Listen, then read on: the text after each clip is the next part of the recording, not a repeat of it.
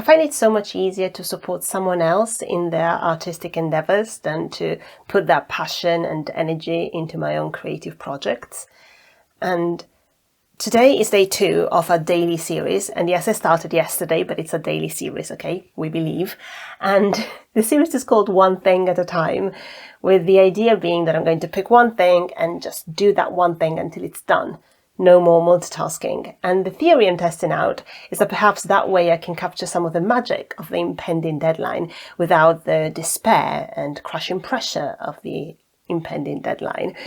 And so the thing I picked today was a little bit of a softball. It was perhaps a little bit cheating, because I picked something that I'm doing to help somebody else rather than my own creative project. Someone else has shared some of their ideas about their novel with me, and I was helping to sort of organize these ideas, and it was so invigorating.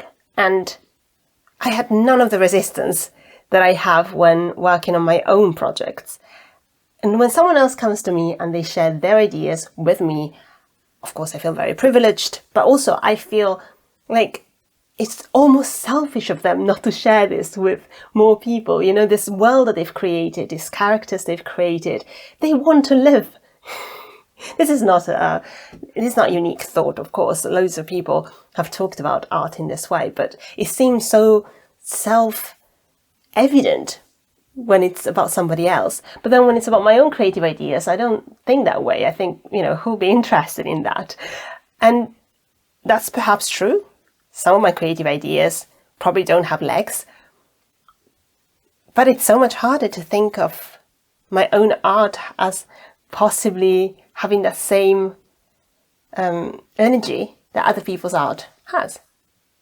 Even just saying my art feels like, who am I? Today's footage ended up being mostly of me typing while looking strangely grumpy, and it's only day 2. But I am reminding myself as to why I'm posting this. 1, because I said I would. It's daily videos, and today is a day I've made a commitment. 2, so that I can have an existential crisis about the inherent worth of creation. And 3, for this very silly interlude. I'm going to have a little break from writing by crocheting the second sleeve of this sweater I'm making. So it's inspired by the uniforms in Deep Space Nine, Star Trek. I'm not following a pattern, I'm just sort of winging it, but I did write down what I did for the first sleeve. So the second sleeve should be the same as the first one.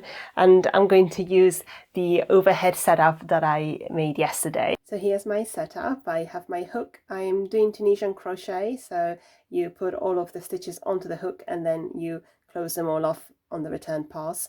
And I have my little helper, my sumo wrestler, my Yokozuna, that's feeding me the yarn so it doesn't get tangled. And I got this from a secondhand shop, as you may imagine.